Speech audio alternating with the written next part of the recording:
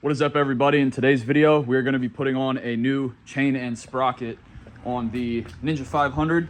We're dropping down from I believe it is a 43 tooth in the rear to a 41. Hopefully that will get us some better top end on performance for the bike. So in this video, it's just going to strictly be install video, and then next video, stick around. We are going to be doing a test to see how it is on the highway and everything like that. So definitely stay tuned. I will be dropping all the parts that I've used, tools, anything like that down in the description or towards the end of the video. So definitely stay tuned for that in case you are interested in doing that. One tip on this as well, this is all going to be new for me. The bike itself, they don't make chain and sprocket kits for the 500. A lot of the stuff for this bike transfers over from the 400, so I actually got a 400 chain and sprocket. So we're going to hopefully see if it's going to work on this bike or not. So definitely stay tuned. It's going to be an interesting video. For starters here, guys, we're going to be removing the cover here that is for the sprocket. The sprocket sits behind here. We're going to be removing the rear set to be able to remove the chain, because if in case this chain and sprocket does not work, I want to be able to put the stock ones back on without having to break anything or do anything like that. So first things first, we got to remove this cover, remove the rear set, loosen the rear axle bolt here, because we are going to have to pull the wheel off of the bike. We're going to be removing this cover as well. So basically just removing everything in relation to where the chain, sprocket, and everything is located. Alrighty, so we're back. We got this cover off along with the rear set that's just hanging down there. We also removed the bolts for this little cover, and we are coming around to this side. Removed the cotter pin bolt washer that goes into here. Now this can just be punched out. This is going to come off as well. This is your little guide for the adjustment for the slide.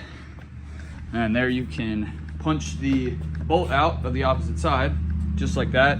Wheel's gonna fall off, so definitely try to keep everything in order. This, you're gonna have to make sure that this all lines up properly, because that is your rear brake. So that's fun to get back in there. It's kind of a pain, but stick with me, guys. I only have one hand, so I'm gonna have to put the camera down to do this. So hopefully I can get the right angle of me doing this here.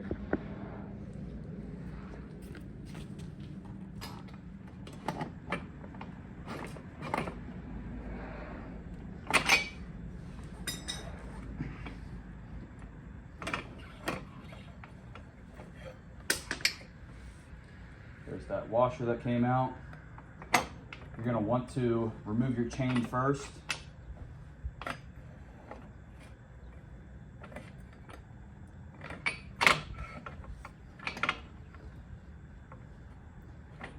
Slide this up, get this out of the way. And just like that, rear tire is free along with the sprocket. We're going to set this over here so that we can then remove the sprocket.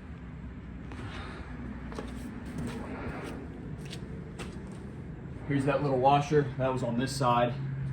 Definitely want to put that back in. That actually goes over here. That goes right in here like that. And then there's your slide pin bolt and everything. Set this over here. So now what we're left with is this. We put the bike in gear, and I'm going to use an impact to get this off right here. But that's our next step, is removing that piece. I might see if I can get the chain off.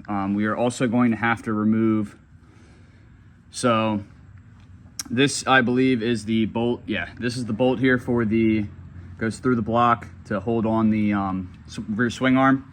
All we're gonna do is remove these bolts and just take this cover off, so that then we can get the chain off.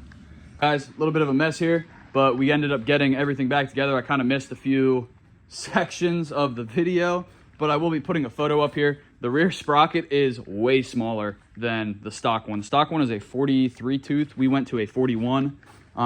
Everything worked perfect for, I'm trying to think, my brain's not working. Everything worked for the 400 on here on the 500. Only thing we didn't change was the front sprocket. I do not have a torque wrench, and I don't have an impact gun to be able to get that off, because you have to have the bike in gear, everything like that, and that's a whole mess. So I'm just leaving that in case I need it again at some point.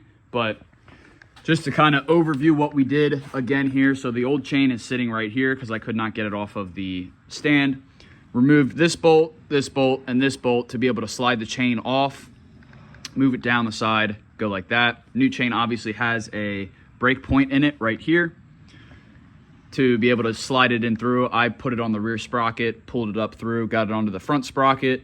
My bike is actually in gear right now, so I have all this torn apart. So I ended up pulling the clutch in up here, pulling it down and around, putting it there, and grabbing a pair of needle nose pliers and sliding this on and then clicking this into place. As for the adjustments on everything for the swing arm, I got the bolt back in. Everything is loose. You need to leave that nut on that opposite side loose to be able to adjust your slack in your chain. I have mine about there. It gives you the instructions here on how to set it for the distance for travel, and then you use these two nuts here. You have to loosen this one and spin this one to adjust it, and you have to make sure that they are the same on each side, because then your tire will be wobbly and won't ride right. So we are back together. I'm going to be putting everything back together here shortly. If you guys have any questions, anything like that, make sure to drop it down in the comments. I will be sure to comment back on anything. Next video, stay tuned, guys, if you'd like to see the results of putting this chain and sprocket on. We're going to be doing a acceleration test, just kind of a review of it, and then we're going to be doing a top speed test. With the bike the way it was before, we were topping out at about 126 to 128.